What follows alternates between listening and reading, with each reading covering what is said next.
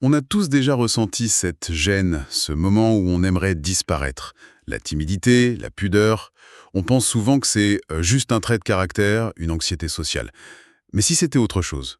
Si ça cachait une sorte de boussole intérieure, une conscience bien plus profonde.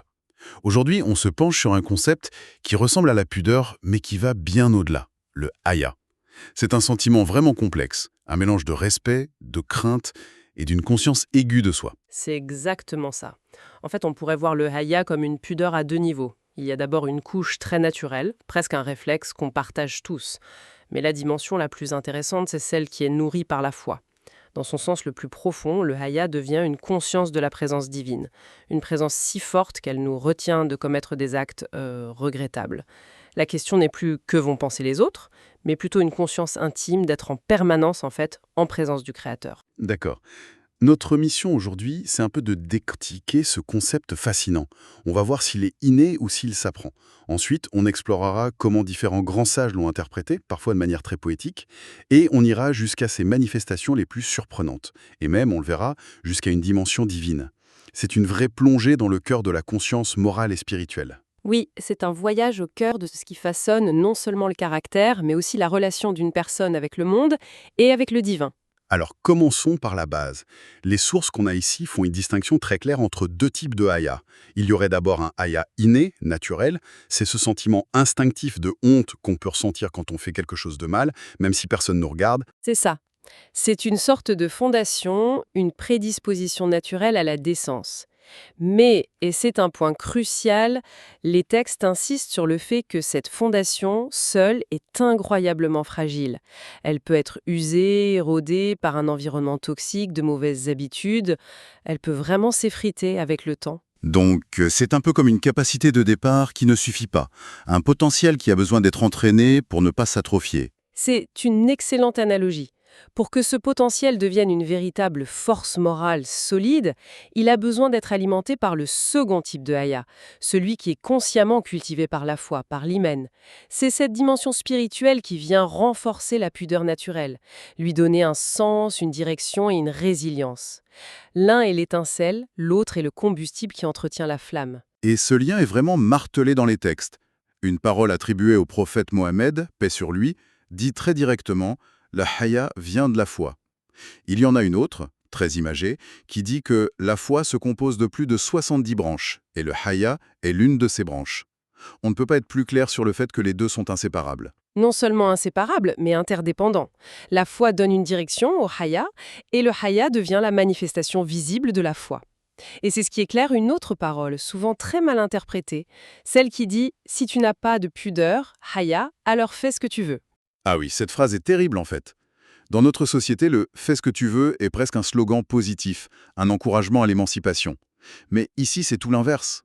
C'est présenté comme un symptôme. Absolument. Ce n'est en aucun cas une permission, c'est un constat glaçant. C'est la description d'un état où la boussole intérieure est cassée. Ce n'est pas une libération, c'est un abandon. La phrase signifie « Si ce garde-fou a disparu en toi, alors plus rien ne te retient ». C'est le vide moral. D'accord. On a donc cette base, un sentiment naturel qui doit être consolidé par une conviction. Mais ce qui est fascinant, c'est de voir que même avec cette base, tout le monde ne vit pas ce sentiment de la même manière. Les grands sages, par exemple, semblent en avoir des définitions très personnelles. Oui, et ces nuances sont extrêmement riches. Prenez une figure comme Cunaid. Pour lui, le haya est un sentiment qui naît d'une tension, d'un équilibre. D'un côté, il y a la conscience des innombrables bienfaits divins qu'on reçoit. De l'autre, il y a la conscience aiguë de ses propres faiblesses. Le haya, pour lui, c'est ce sentiment d'humilité qui émerge entre une gratitude immense et une lucidité sur soi-même. C'est une vision très introspective. Ça ressemble presque à une forme de syndrome de l'imposteur, mais vécu de manière positive, comme une source d'humilité. C'est une comparaison intéressante. C'est une humilité qui n'est pas paralysante. Pour un autre sage, Zulnoun, l'angle est différent. Son approche est plus pratique, plus vigilante. Pour lui, le haya, c'est ressentir en permanence la crainte des mauvaises actions. Pas une peur qui tétanise, mais plutôt un signal d'alarme intérieure, un voyant qui clignote et qui pousse à vérifier constamment sa trajectoire. Donc on a d'un côté un sentiment presque contemplatif, et de l'autre un outil de vigilance très concret. Exactement. Et il y a une troisième perspective qui est centrée sur la conscience de l'omniprésence divine, l'idée de vivre en sachant que Dieu voit absolument tout. Une parole divine citée dans les sources illustre ça. Ô fils d'Adam, tant que tu auras du haya devant moi, je ferai en sorte que les gens oublient tes défauts. C'est puissant. Et ça mène à une autre idée très forte, celle de la cohérence personnelle. Il y a une parole adressée à Jésus qui est frappante. Prêche d'abord à toi-même. Si tu acceptes tes propres conseils, alors prêche aux autres. Sinon, aie honte devant moi. Cette parole est fondamentale. Elle dit que le haya commence par une honnêteté radicale avec soi-même. Avant de se préoccuper du regard des autres, il faut affronter son propre regard. Je comprends. Mais on pourrait objecter que personne n'est parfait. Est-ce que ce principe n'est pas si exigeant qu'il nous condamne au silence? C'est une excellente question. La réponse est dans l'intention. Le problème n'est pas de ne pas être parfait, personne ne l'est. Le problème, c'est de prétendre l'être. Le haya ici, ce n'est pas de ne jamais échouer. C'est d'avoir la pudeur de reconnaître ses propres luttes, avant de donner des leçons.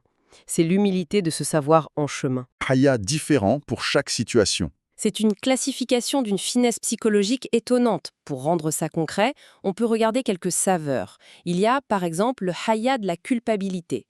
Il est illustré par l'attitude d'Adam après la faute, avant le pardon. C'est le poids du regret qui engendre une pudeur face à celui qu'on a offensé. D'accord, celui-là est assez intuitif. Mais c'est là que ça devient complètement contre-intuitif. On nous parle du Haya des anges. Et c'est là qu'on touche au cœur de la richesse du concept. C'est le haya de l'insuffisance. Les textes décrivent les anges en adoration perpétuelle, sans jamais faillir, et pourtant ils diraient « Nous ne t'avons pas adoré comme tu le mérites ». Leur haya ne naît pas d'une faute, mais de la conscience de la distance infinie entre leur adoration et la grandeur de celui qu'ils adorent. Attendez, ça c'est un point fondamental. L'idée que même des êtres purs ressentent une forme de Haya. Ça renverse notre idée de la honte. La honte n'est plus seulement un sentiment négatif lié à une faute, elle peut devenir le signe d'une conscience profonde de la grandeur. Vous mettez le doigt dessus. Le haya n'est plus seulement un regard sur ce qu'on a fait de mal, il devient un regard sur ce qui nous dépasse. C'est une humilité causée non par nos fautes, mais par l'immensité de la perfection. Et on retrouve la même idée avec le haya de la révérence, celui des grands savants. J'imagine que c'est le même principe. Le même, mais appliqué à la connaissance. Malgré leur savoir immense, ils en arriveraient à la conclusion « Nous ne t'avons pas connu comme tu le mérites ».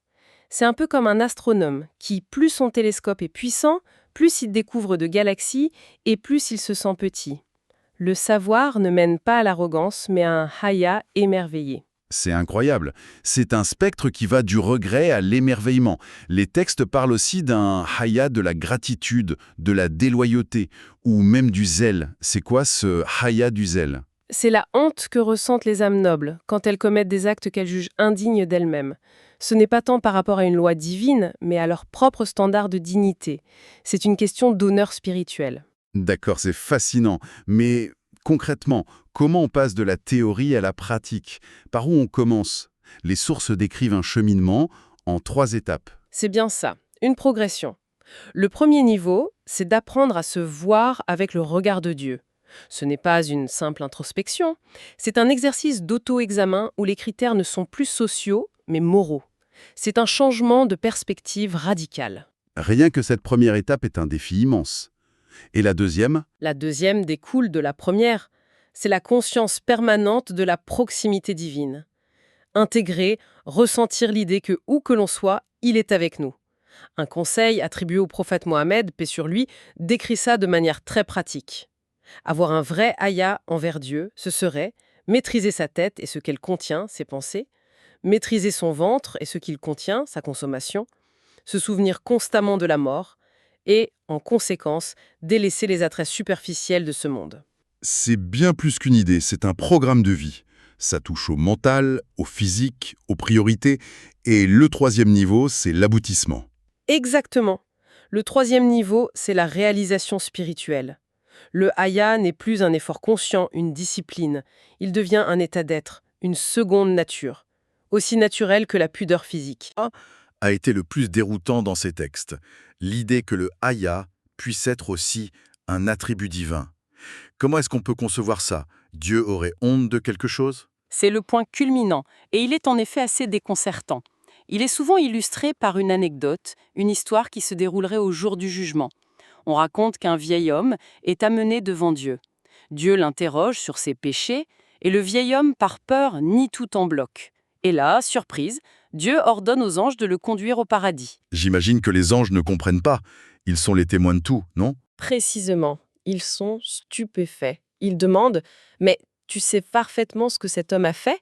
Et c'est la réponse divine qui éclaire tout. Dieu répondrait « C'est vrai, mais il fait partie de la communauté de Mohammed, paix sur lui. J'ai regardé ses cheveux et sa barbe devenue blanc, et par haya, je n'ai pas voulu l'humilier en exposant ses fautes devant lui. » Donc le hayya divin, ce n'est pas de la honte au sens humain. C'est une forme de retenue magnanime, une miséricorde qui refuse d'humilier. C'est exactement l'interprétation. Une noblesse divine qui se retient d'exposer la faiblesse de la créature. Et la réaction du prophète Mohammed, paix sur lui, à cette histoire est révélatrice. On dit que ses yeux se sont remplis de larmes et qu'il a dit « Dieu a haya de châtier les anciens de ma communauté, mais les anciens de ma communauté, eux, n'ont pas honte de pécher. » C'est un miroir incroyable. Ça boucle la boucle de façon magistrale. Tout à fait. Et ça va même plus loin. On apprend que Al-Hayy, celui qui a un grand haya, est considéré comme l'un des noms de Dieu. L'invitation est donc claire. L'être humain est appelé à essayer d'acquérir une part de cet attribut. Cultiver le haya en soi, c'est chercher à refléter une qualité divine. En résumé, ce qu'on a vu aujourd'hui, c'est que le hayya est infiniment plus riche qu'une simple timidité. C'est une boussole intérieure, une mesure de notre humanité, un moteur pour notre élévation, et finalement, le reflet d'un attribut divin. C'est la conscience qui empêche la vie de devenir insignifiante. C'est une parfaite synthèse. Ce concept relie la conscience de soi, la foi et la quête d'une vie juste. Son absence, comme le suggèrent les textes, ne laisserait ni bien ni valeur dans le monde. C'est peut-être ce qui distingue une existence purement matérielle d'une vie vécue avec profondeur et dignité. Et ça me laisse avec une dernière pensée. Les textes évoquent ce hayya de l'insuffisance, ce sentiment qu'ont même les anges de ne jamais être à la hauteur.